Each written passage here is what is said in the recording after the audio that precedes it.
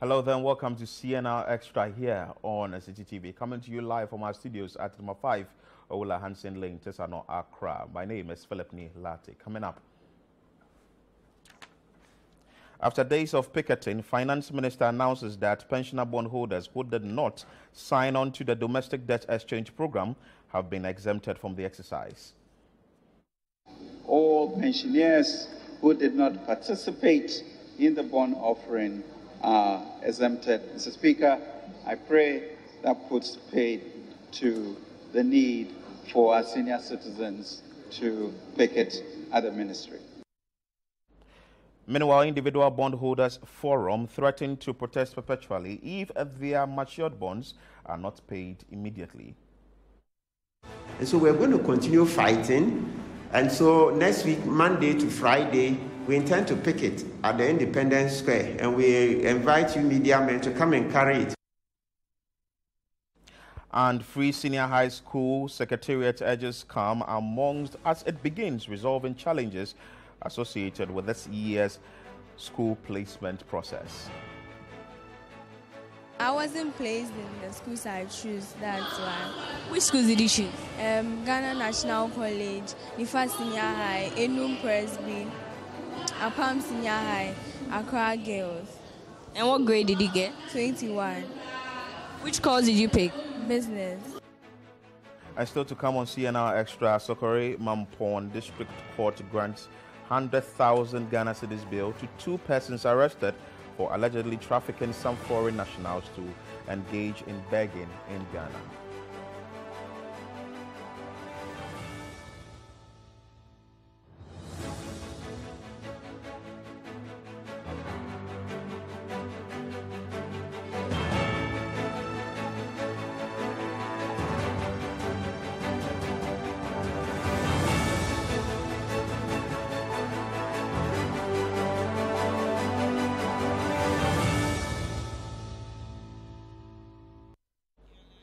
CNR Extra is live on Citi TV, and you can join us with your thoughts, submissions, and comments via WhatsApp line 0204447033.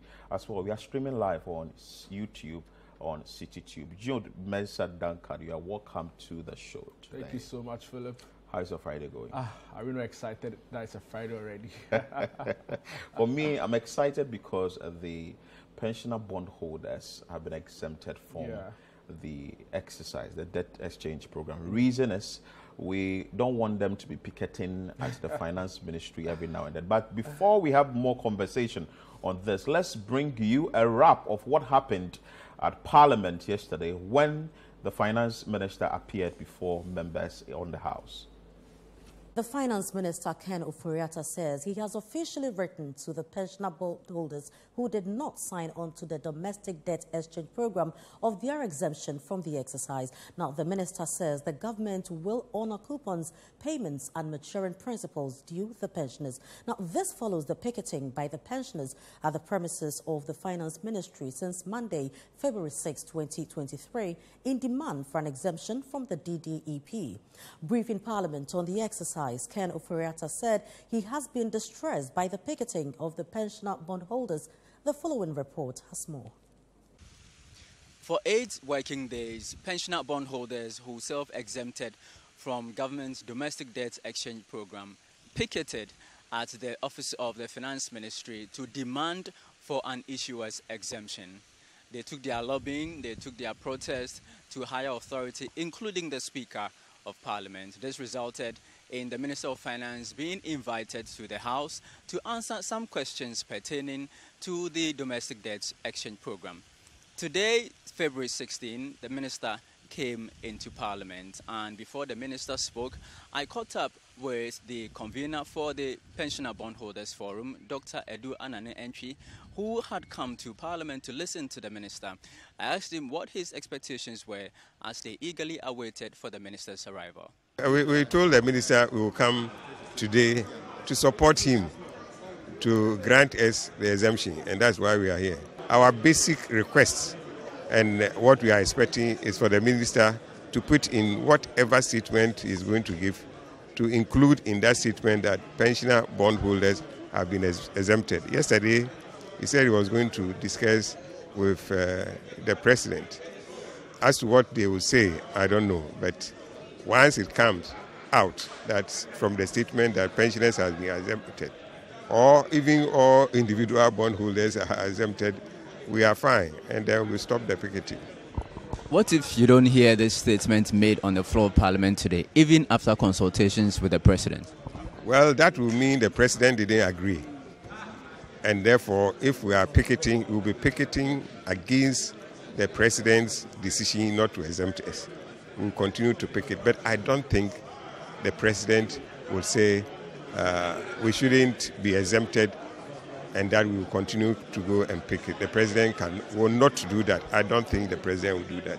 So I'm hopeful that if the minister was going to discuss with the president, the result will be a positive response from the president that you can't allow these pensioners to continue to picket at the ministry, exempt them. It will not affect anybody, not anybody at all. No child, no adult, no institution. Nobody will be affected when you just say pensioners have been exempted. So we don't see why the challenge. Would that mean that you'd move the picketing grounds away from the finance ministry, closer to the president? Well, if it comes to that point, and of course, if they haven't declared the place as a security zone, we'll go there if it comes, but I don't think it will come to that. Our parliamentary correspondent, Ni Ayukwe Okai, was in the chamber and followed proceedings for us. The Business Committee of Parliament invited the Finance Minister, Ken Ofori-Atta, to appear before the House upon a directive by the Speaker of Parliament, Alban Bagbin-Ant. On Thursday, February 16, 2023, the Finance Minister, Ken Ofori-Atta, was in Parliament to provide a policy brief on the government's domestic debt exchange program. He announced that he has officially written to the pensioner bondholders of their exemption from the domestic debt exchange program. Mr. Speaker, government remains committed to the well-being and dignity of our senior citizens and pensioners. Indeed, it has personally, Mr. Speaker, caused me great distress as a number of our pensioners have picketed at the premises of the Ministry of Finance since Monday, February 6, 2023. I have already indicated in my press release, Mr. Speaker, dated 14th February 2023, the government will honor their coupons, payments, and maturing principles, like all government bonds, in line with government's fiscal commitments. Mr. Speaker, in seeking to understand the concerns of our senior citizens, I have met with them on 3 occasions. The most recent was yesterday, 15 February 2022, where I explained the terms of the new bonds. Mr. Speaker, I subsequently wrote to their convener, letting him know, Mr. Speaker, that all pensioners who did not participate in the bond offering are exempted. Mr. Speaker, I pray that puts paid to the need for our senior citizens to picket at the ministry. Mr. Speaker, I would like to thank all those who helped in those discussions for this. The minister expressed hope in stability of the interest, inflation, as well as the exchange rate following the conclusion of the domestic debt exchange program. I'm confident that the program government has set out for this year, supported by Parliament, will get us out of the economic crisis that has besieged our economy since COVID-19 reached our shores back in March 2020. I am confident that with the conclusion of the domestic debt exchange program, we will experience stability in the exchange rates, inflation, and interest rate, bringing businesses and families some respite. Mr. Speaker, with the successful completion of the DDEP, we believe that with the sustained support of Ghanaians and this august House, we will recover from this economic crisis sooner rather than later, as indicated by His Excellency President Akufo-Addo. Ken Ofori-Atta also announced that the domestic debt exchange program will put an end to the central bank's financing of the government's budget going forward. Mr. Speaker, as already stated in the House in November, we did lose access to the international capital markets at the beginning of 2022. At the same time, budget implementation was confronted with domestic financing challenges from the auctions, as well as lower than estimated domestic revenue mobilization. This presented a very challenging macroeconomic environment during 2022, leading to a widened financing gap of the budget, and therefore became necessary for the Bank of Ghana to fund shortfalls at the auction market to avoid disorderly default and prevent a deeper crisis. Mr. Speaker, it was necessary for the government to seek financing from the Bank of Ghana to augment its fiscal operations for the year.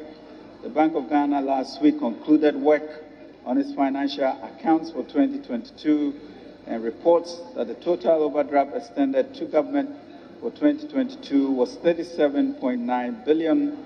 Mr. Speaker, in line of Section 30, Clause 6 of the Bank of Ghana Act 2022, Axis 1-2, I'm using this platform to inform the legislature of the financing of the budget by the Bank of Ghana.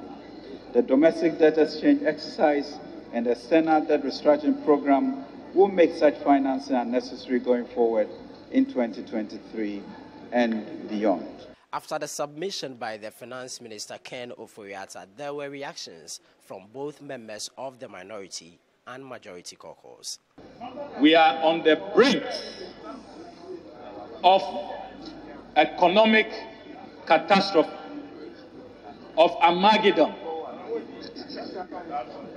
of a cataclysmic economic disaster because of a finance minister who has betrayed the trust of the Ghanaian people.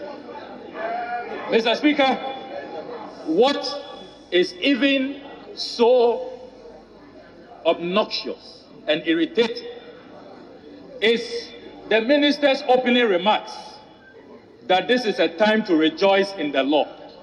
Jesus Christ of Nazareth, rejoice in the Lord. The minister forgets that in Proverbs chapter 29 verse 2, the Bible says that when the wicked rule, the people mourn, the people groan. There is pain and there is anxiety when the wicked rule. So, Speaker, by the time that this government is done with what they are doing, the insolvency we are seeing at the national level, the bankrupt Ghana, we will now see a bankrupt pensioners, bankrupt individuals, bankrupt banks. That is what this government is seeking to do. They are only transferring the bankruptcy from central government to individuals. Unfortunately, our country, as we speak, is bankrupt. Our country, as we speak, is simply insolvent. We cannot repay our debt. Simple put. Mr. Speaker, what will shock you is that this minister and the government is transferring the bankruptcy to pensioners. It's transferring the bankruptcy to individual bondholders. It is transferring this bankruptcy to rural banks, transferring this bankruptcy to credit unions. And the financial sector, don't be surprised that by the time that they are done and dusted, we will have to engage in banking sector cleanup once again. Mr. Speaker, the economy has since 2017 not been in this state. Of course, all of us do know that the records of 2017, 2018, 2019 speak for themselves. We have lifted this economy to a plateau level. Mr. Speaker, from what existed in 2012, 2013, 2014, and as at the point of exit, 2016, we were plateauing. And you know that the difference is clear until the advent of COVID-19. And even after COVID-19, Mr. Speaker, look at the growth of GDP in 2021. The economy was bouncing back. It was bouncing back. Then entered 2022. and we find ourselves down again. We have to lift ourselves up. Deputy Finance Minister John Kuma also provided some details on the submission by the Finance Minister Ken Ofori-Atta. I want to take opportunity to thank individual bondholders for graciously accepting to be part of this process and have also tendered in the new bond exchange program, which has resulted in the high percentage of 85% of success, which is very necessary condition for our economic recovery at the moment. Indeed, what we have all done today has positioned Ghana to securing an IMF program in a record time.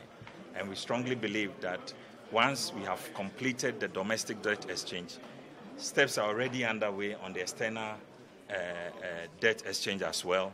And we believe that very soon we will be able to secure the IMF program. On the specific issue of our retirees who were seeking exemptions, we have stated categorically today in a written letter to the forum that all the retirees who did not participate in the exercise are fully exempted. So there is no need to pick it again. Your concerns have been taken on board. All your coupons will be paid and all that. But I particularly want to thank the 1,340 retirees who, in these circumstances, felt that they also have to be part in preserving this nation or making a sacrifice towards this domestic debt exchange. And in fact, some of them took part also because the offer that was given to the retirees was very attractive. To be honest, if you check the figures, 80% of all bondholders in Ghana in the category B, the retiree bondholders, 80% of them have maturity more than 5 years. Some are 15 years, 10 years, 12 years. So it was a better offer to give them that you are curtailing the maturity to 5 years. That means that on the 4th year, they can have 50% of their principal. The only sacrifice they make in this circumstance is the 4%, the difference between the 15% and the 18.5 or 19% on the existing bond. Okay, so some of them took advantage, and we are grateful for that. It was not meant to put them off or to make them worse off. It was to give them an earlier maturity on their bonds, as some of them were saying. Meanwhile, the convener of the pensioner bondholders, Dr. Edu Anane Entry, has been speaking with my colleague, Charles Ousukumi. All that they were asking for, to be exempted just as pension funds has been exempted. That is all the struggle. Whether exemption means this or means that is not their matter. They want to be exempted as pension funds has been exempted. And after 5 weeks of struggling, the minister has now given in and the exemption has been granted. What does it mean for the culture of protest? The fact that you have done this peacefully and finally been able to achieve your aim, what does this mean for the culture of protest and our democracy at large? Well, that is a good sign that our elderly have shown that you can. They didn't have any strength. As weak as they were able to do this for 8 days, picketing at the place for 8 days, peacefully. Nobody insulted anybody. You don't throw anything at anybody, but you get your results. The challenge that we have here is how our young ones, face such situations. So now it is it's something that the elderly ones have done, and the young ones, you learn from it. That if you don't agree to a policy, you can demonstrate, but it should be peaceful, not crashing with police, not burning cars, not burning ties, pushing people away. No, that shouldn't be the case. We can protest, but protest peacefully. If people who do not even have the strength, as weak as these elderly people were, they were able to go through this protestation by going to sit somewhere quietly, not disturbing anybody, not doing anything to disturb the peace, and they have achieved this result.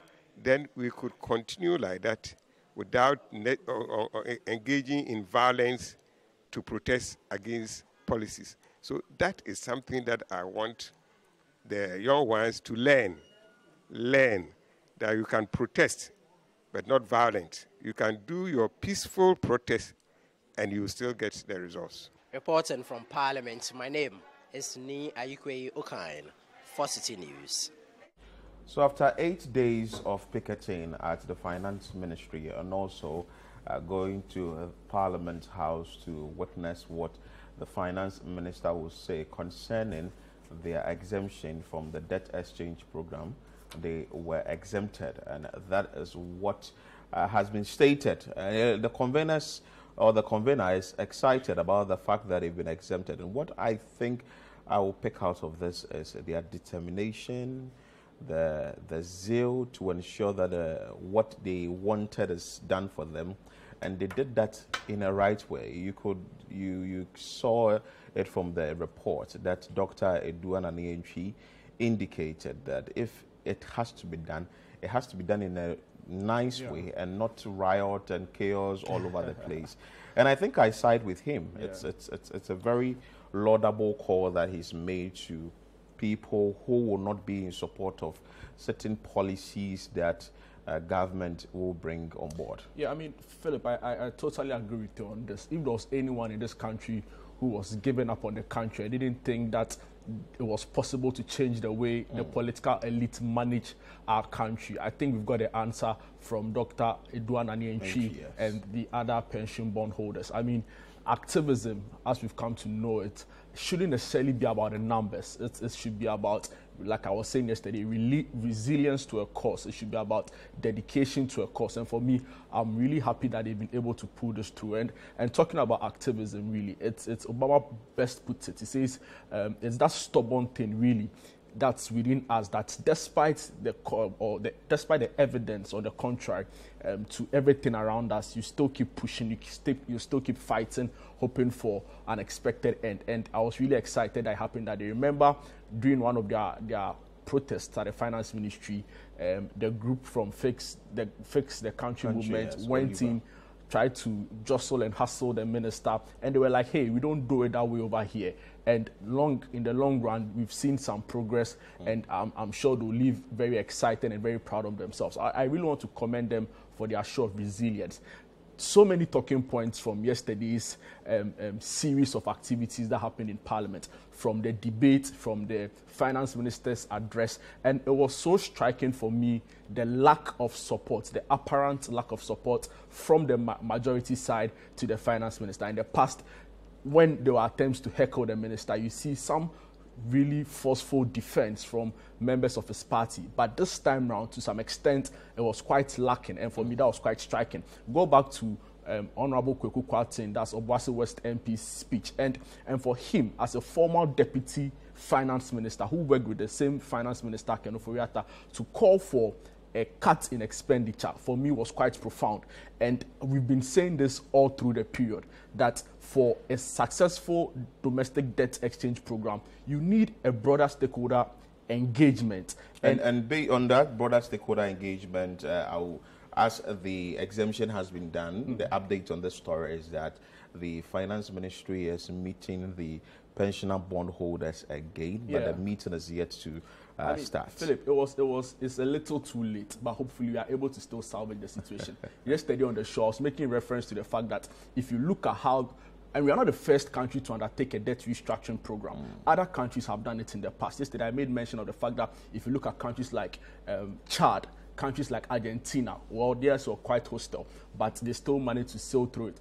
Countries like Mozambique, Ecuador, Grenada, Belize, all of these countries had an average participation of 90 to 100%. Now we understand that our participation from the finance ministry is over 80%. The analysts and the experts, finance analysts, has cast doubts on some of these numbers. I mean, for a successful debt relief, it's basically about the haircut amount and the participation rate. So you can understand why government will be eager to put out very impressive numbers. Last week on the Citi Breakfast Show, the Deputy Finance Minister mentioned that it was 50% and that it had closed the period, the deadline had reached, and was only allowed for tendering. 2-3 days later, we were told it was 60%, now 80%. I feel like I sort of agree with the financial analyst that the numbers look a little bit sketchy and government would have to come clean on this again. But hey, yesterday from Parliament, really, it was pretty interesting. The comments from Honorable Adongo, the speech by Honorable Ablakwa, and you see, people have suggested that with this finance minister and his government and the president, it appears as though they live in some bubble, for which reason they are not in touch with the reality on the ground. And we saw that in his address, in his opening remarks. He says it's a time to be thankful and rejoice in the Lord. And I'm not sure if you go to the street and you speak to the ordinary person in the market, they will say it's a time to be thankful when money's haircuts are being taken all over the place. They are struggling to make ends meet for themselves. So, I mean, there's that stark reality. And we need to comment on it. But like I've said, see, for a successful program, we need a broader stakeholder engagement. Government needs to put in place an austerity plan. We need to know between the short to medium term what you are going to do. And very importantly is the fact that we need to... I think yesterday when the finance minister spoke, he made mention of a number of things that government has put in place to ensure that they are going but are they going to commit themselves? Are they going to commit themselves to those public utterances? Well, we'll come back to that. It should start with a relook at our public finances. Well, let's take what the Individual Bondholder Forum is saying. The Bondholders Forum, Individual Bondholders Forum, has said that they will intensify calls for the payment of their matured bonds with threat to protest continuously if their bonds are not paid. Let's bring you that inset. Meanwhile, the Individual Bondholders Forum has intensified calls for payment of their matured bonds with a threat to protest continuously until their bonds are paid. The group says the government has refused to honor payment of its coupons and principals despite 3 of the bonds maturing. There is more in the following reports. The protest by the individual bondholders is scheduled to commence on Monday, February 20. Unlike the pensioner bondholders, the individual bondholders are demanding payment of their matured bonds. For them, conversations have gone past demands for an exclusion from the debt exchange program. The bond is a contract, so it's time to pay. So if government says I'll honor your bonds, it should be as good as self-exemption. So the distinction can only begin to arise when government doesn't honor its word. Then you say exemption is better. But ordinarily, once the contract is due, you pay. That's it. We don't need any esoteric terms, exemption, self-exempt, and the rest. No, because the bond is due, and government gives the simple and clear language that it will pay. So if you're going to pay all bonds that are due, then that's it. Whether you use the word exemption or not, it doesn't matter. The government has revealed that the domestic debt exchange program has witnessed 85% subscription rate despite the stiff opposition. But the individual bondholders say majority of its members did not subscribe to the program. So obviously, some individual bondholders would sign for various reasons. You ask the sociologists and the psychologists, they will tell you that in an exercise like this, you can never get 100% of the people listening to us and refusing to sign up. It's not possible. No, you ask the sociologists and the psychologists, they will tell you for one reason or another, some people will sign. You hear even the minister saying about 15 to 16% sign. Those are his statistics.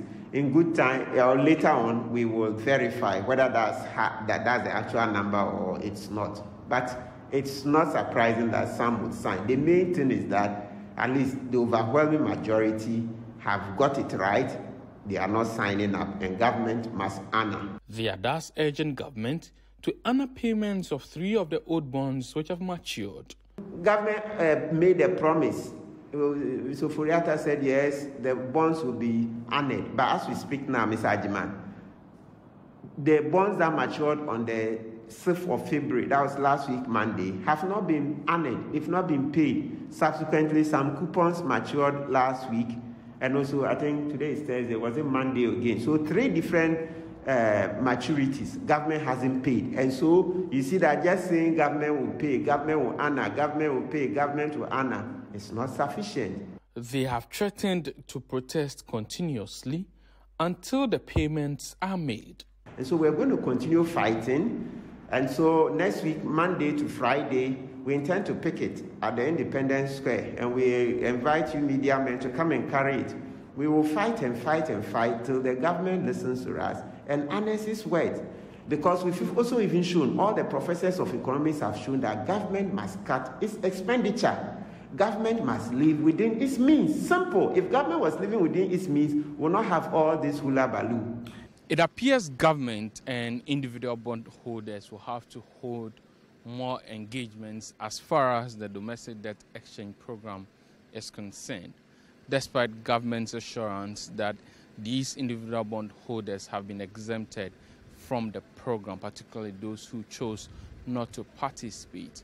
There are calls for the government to make sure that for those bonds who have matured already, payments be made. Reporting for Citi News, Hansen Ajaman.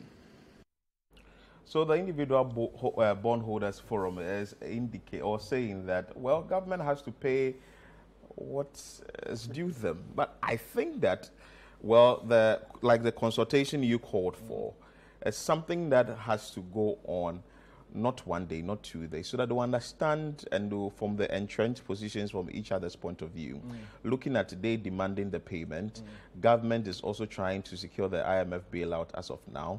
A number of people putting pressure on government. Do you think that is the time for the individual bondholders to also be asking for their, their side of the cake or their portion of the cake? I believe this is a true test of the finance ministry and their commitments to pay the funds of those who do not sign up to the bond. Mind you, because the finance ministry or government is just coming out of the demands of the pensioner bondholders. Yes, and now the individual bondholders forum are also making another request. So like I'm saying, this is the true test of government's commitment to a voluntary exercise, really, in the sense that now that some have matured bonds and are unwilling to sign on to the program, will they go ahead with their promise to still meet their obligations? And for me, it's really a make or break moment for government, in that going ahead to fulfill their side of the bargain grants them some legitimacy going forward to the program. Mind you, all of this is being done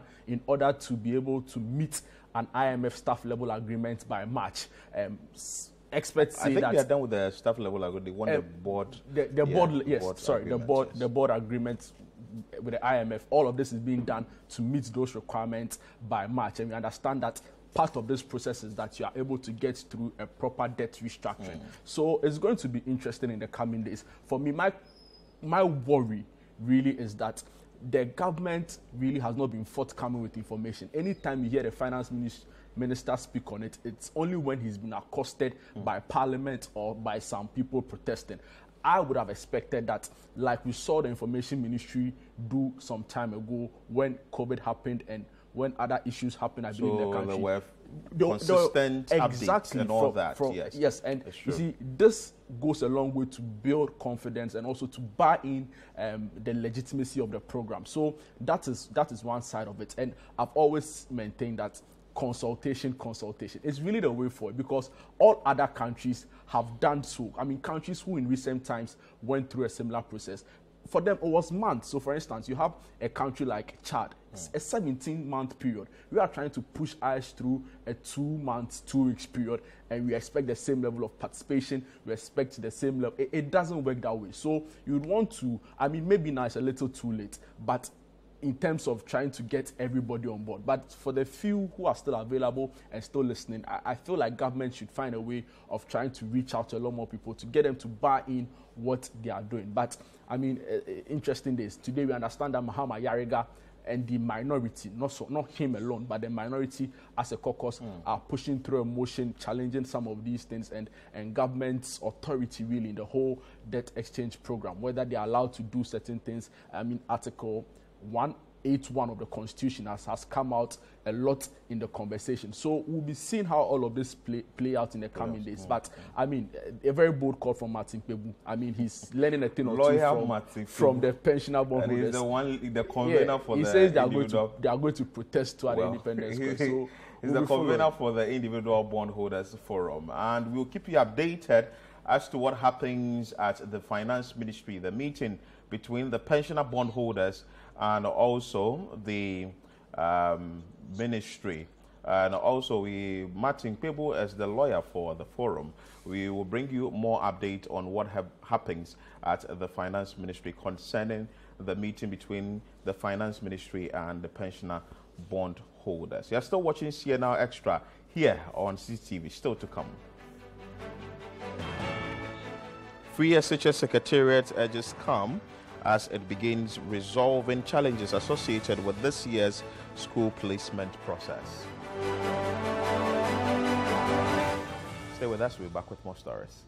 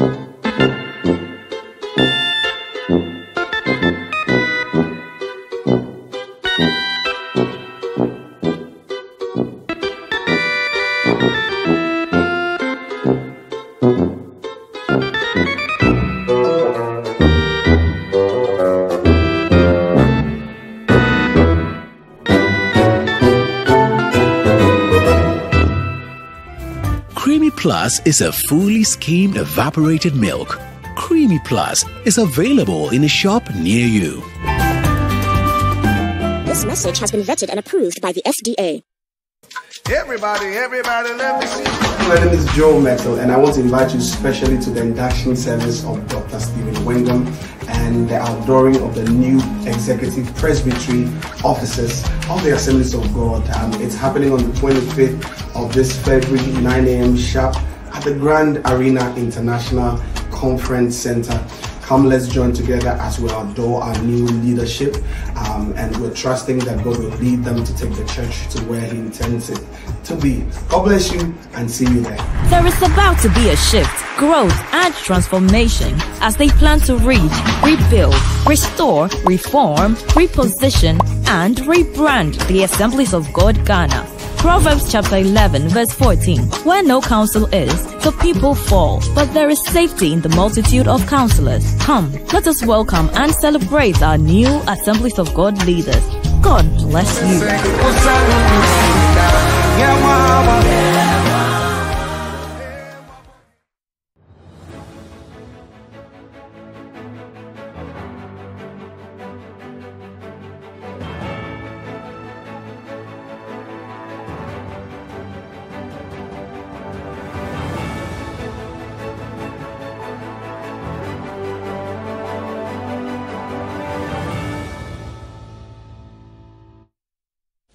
Many thanks for staying with us here on CNR Extra here on CGTV. My name is Philip Nilati. I'm here with Jude Mensah Duncan. You can join us with your comments on the WhatsApp line 0204447033. Let's bring you some more stories, and it has to do with placement of the graduates from the BEC, or students who sat for the BEC hoping to get placement into the senior high schools. Well, the Free SHS Secretariat is asking parents and guardians to be calm as they address all the challenges associated with the placement.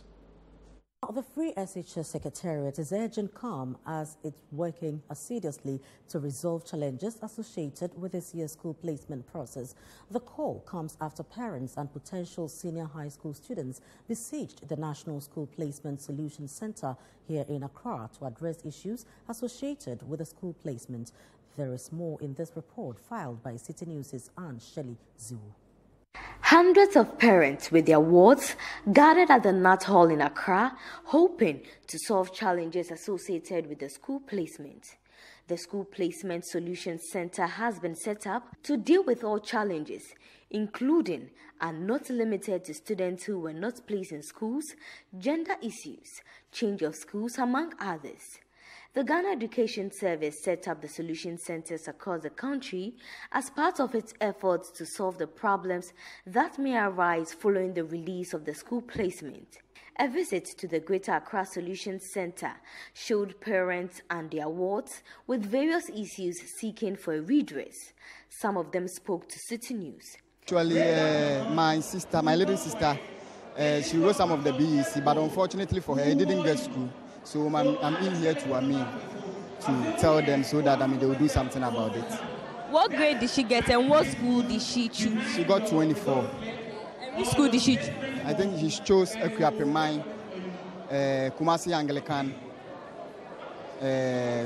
Konongo Dumase, and Collins Senior High School. And she got none of them? Nah, and he did placement, that was yesterday, but then they refused to give her school. That's a self-placement? Sure. They have attended to me, but they said I should write her name at the back of the, the placement form, and the school that she wants, and the grade that she got, and then look to it for, let's say, Saturday, Sunday, and check the portal again, the placement again if maybe.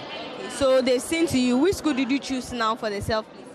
Okay, actually I chose Kumasi Anglican, that's CAS, and then Kumaka, and then KNUST Kumasi.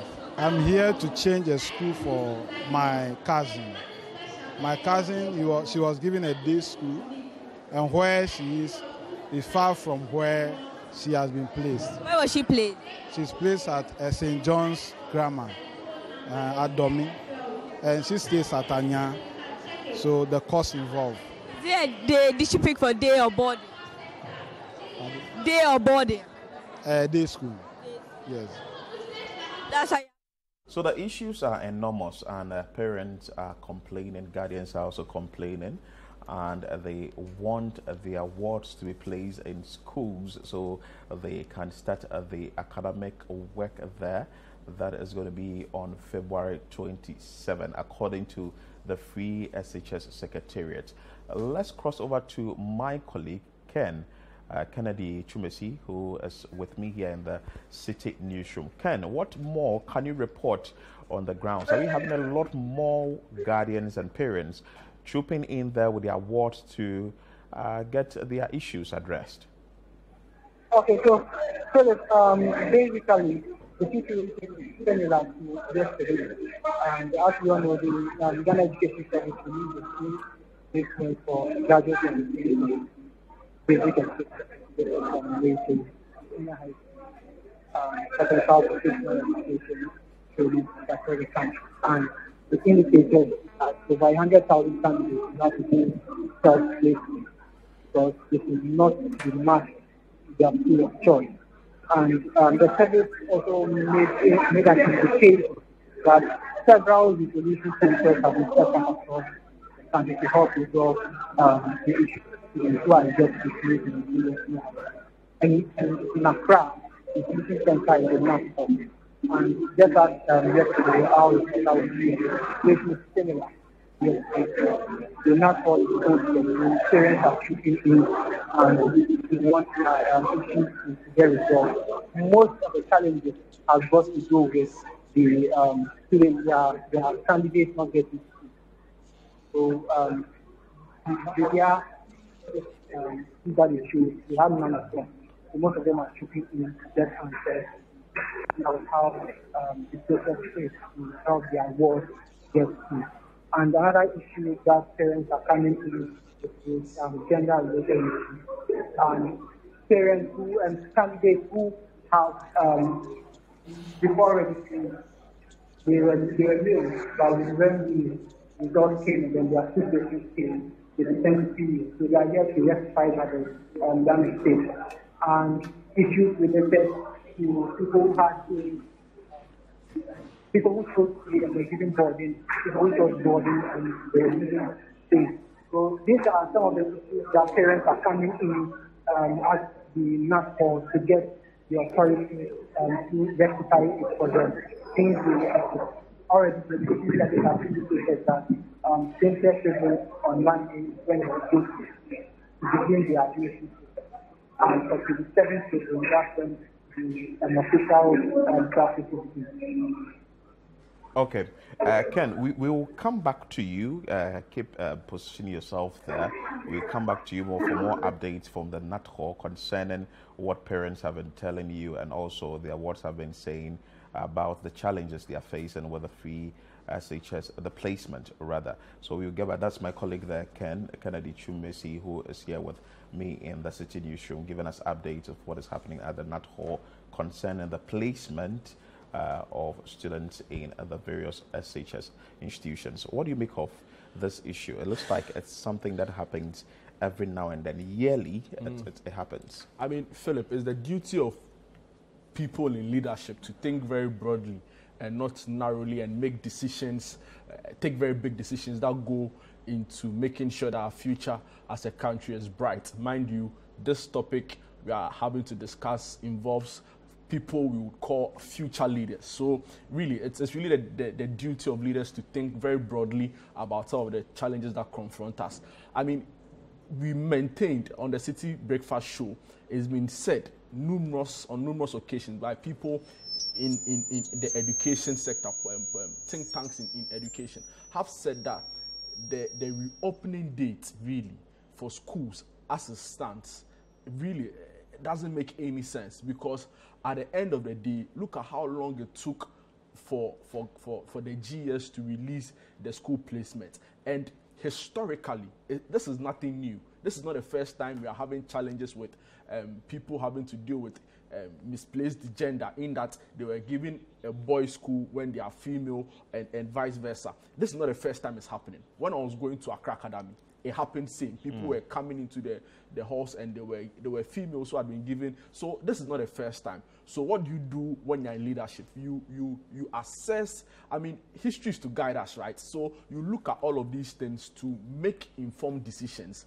You get it. It's clearly not feasible. I'm not too sure from the GS if they are going to still open the center on weekends. That's tomorrow and on Sunday, so people can still put in their complaint. But from what we see at the centers, it doesn't give the indication that all of those concerns can be resolved. And this is just Accra, I believe. In Kumasi, there are centers there. In the north, there are centers there. In the Volta region, there are centers there. So it doesn't give me the impression that government thought through this very carefully.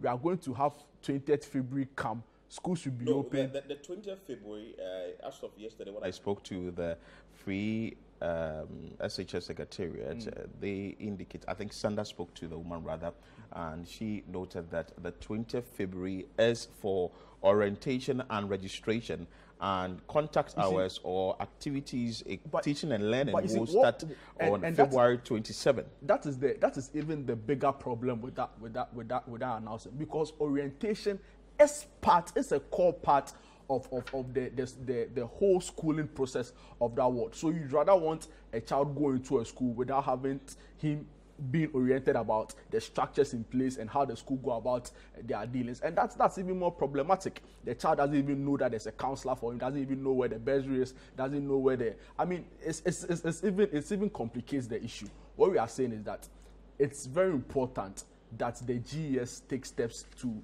extend the date, give parents and wards ample time to prepare to go to their school. Mind you, when the GS director was speaking the other time, some over 165,000 students could not be placed because they were not matched to schools. And all of these people have to go through the self-placement system. We understand that is also coming with its own challenges. So the argument that February 27th is for academic work and February 20th is for orientation, are we saying those who are having the challenges are not meant to go through orientation? Well, they will go to school, but the Ghana Education they Service...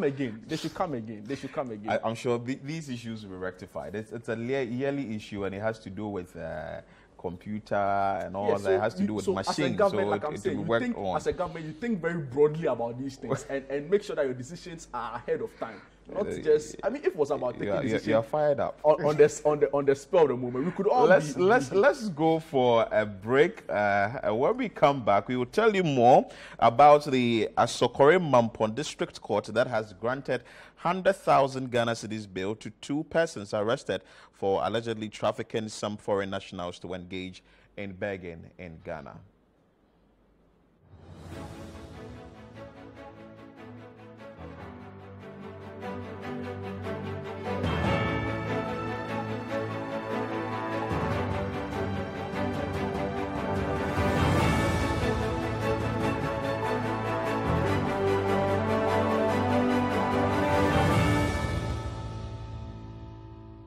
The clouds are gathering, the anticipation is high, and the god of the rain is ready to pour. It's time for the Awake Experience 2023 with Diana Hamilton in Accra on Sunday 19th February at the Perez Dome, featuring guest artists Ohima Mercy, Joe Metal, Bernice Pamford, Perez Music, and Celestine Donko. And in Kumasi on the 26th of February at the Bantama Church of Pentecost with guest artists PSA Esther, Moses OK, ACP Kofi Sapo, and Citi True. Event starts at 5 p.m. Tickets are 60 Ghana Cedis single, 110 Ghana Cedis double, 150 Ghana Cedis VIP, and 250 Ghana Cedis family of 5 in Accra, and 50 Ghana Cedis single, 90 Ghana Cedis double, 100 Ghana Cedis VIP, and 200 Ghana Cedis family of 5 in Kumasi. Get yours via the short code *725 *8080 hash or these ticket outlets. The Awake Experience 2023 with Diana Hamilton. This event is brought to you by Awake Mineral Water and powered by Enterprise Life Ghana.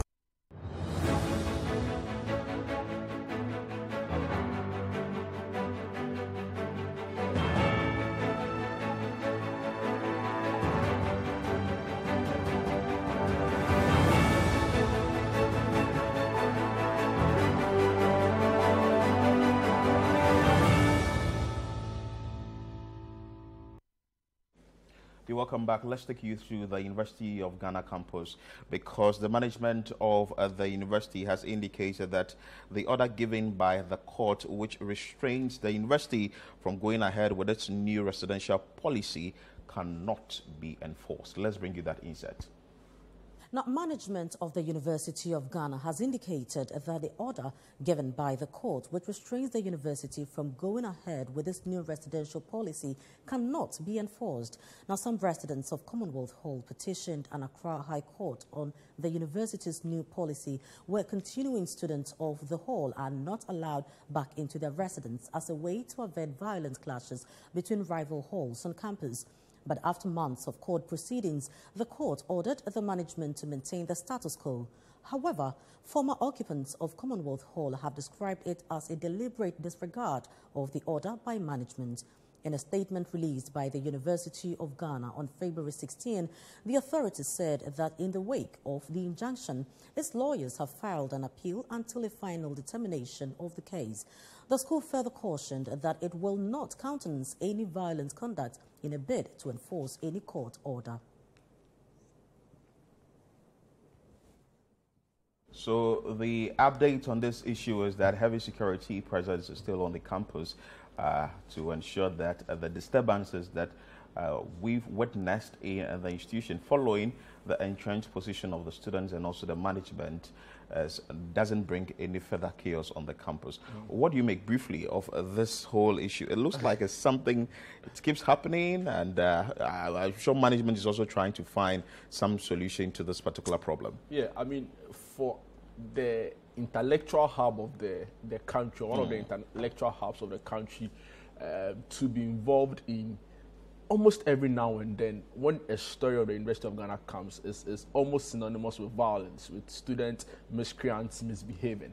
And for me, that is worrying, because, like I'm saying, that should be a place of, that is like the intellectual base of the country. So you'd expect a more progressive kind of conversations around the university. I mean, University of Ghana students being innovative with stuff, but it's clearly not the case. And for me, I've always maintained that the root cause of the problem, and it's a very difficult conversation to be had because of the kind of connection some of these old students feel with the school, but and their halls of residence. But a difficult part of the problem are not necessarily the students on campus, but also old students who come around to cause this problem. And of course, continuing students who allow these old students into their halls, into their rooms to foment trouble. And I've always maintained that, sanity needs to prevail, discipline needs to prevail. And I really hope that Professor Amfor and the team in charge would really take this upon themselves. It will be a great legacy that during their time they were able to once and for all make sure that student vandalism and not necessarily, I'm not referring to Commonwealth boys, but vandalism in its broad and literary term ends, and that would be a great legacy to leave, because... And I think that is what the management of the institution wants to push. But you know, I always say that with this particular issue, we wouldn't have enough time to talk about it, because it looks like the entrance position of the management and the school, some sort of consultation. That is what we've been calling for every now and then on the show. Let's go to Asokore Mampong, where the district court has granted 100,000 Ghana cedis bail to 2 persons arrested for allegedly trafficking some foreign nationals to engage in begging in Ghana. Let's bring you that insight briefly and have a conversation on it. The Asokore Mampong District Court has granted 100,000 Ghana cedi bail to 2 persons arrested for allegedly trafficking some foreign nationals to engage in begging in Ghana. The accused persons, 32-year-old Zakari Musa, a driver, and 28-year-old Bashiru Husseini, an agent believed to be trafficking Nigerian nationals to Ghana, were arrested on Monday. Now, Citi News' Ashanti regional correspondent Hafiz Tijani reports. The intervention by the Asokore Mampong Municipal Assembly led to the arrest of the 2 persons after some 45 Nigerian nationals transported to Ghana were left stranded. Although the nationals, both adults and children, insisted they were transiting to Ivory Coast from Niger, the driver and his accomplice said Ghana was the final destination. The nationals were repatriated and the 2 persons were also detained by the police to assist in investigations. The accused persons appeared in court on Thursday and were charged with conspiracy to commit a crime and human trafficking. Counsel for the accused persons prayed the court to grant his clients bail, but the court insisted it needed to be convinced that they were not a flight risk. The court later granted 100,000 Ghana cedis bail with 2 sureties, and one has to be justified by an official of the Nigerian consulate in Ghana. The case has been adjourned to 16th March 2023. Hafiz Tijani, Asokore Mampong District Court. So a good job there done by the police and also the court taking over that issue. But this also brings down to the issue of see something, say something. Because yes, because if it has to do with human trafficking and you are aware of any information of that sort, well, relate to the police and the police will take over and eventually gets to the court. Caleb Kuda has a really funny joke about the see something, say something messages the national security have been sending. It's 299, right? Yeah, they've been sending us, and he's saying that the national security wants him to come in. That was really interesting on the back page. I mean, of course, when you see something, you have to say it. My concern is the risks they pose on our streets, the traffic risks they pose on our streets, because some of these children don't know when to stop. Traffic is moving, they are still on your car trying to beg you to give them money. I mean, and it poses a greater risk. And for me, it's we can't sit aloof and continue to watch this happen. It's a ticking time bomb. It's like you're just waiting for the day where something really catastrophic will happen, and now we begin to look at it. Hopefully we don't get there. We expect those in charge, those in leadership to take the necessary action. I think it's very unsafe for children their age to be running on like if they're even on the streets, that's fine. Some of them are like holding onto the vehicle. If you don't give them money, they are not going to leave, and that's for me is really unsafe. It happens in actually the big cities, Accra, Kumasi, Takra, the Cape Coast, and every part of the country that at least you know that economic activity is viable there. This is how we end today's edition of CNR Extra here on Citi TV. My name is Philip Latte. I did this with Jude Mensah Duncan. Thank you. Many thanks for your time as well, and keep watching Citi TV.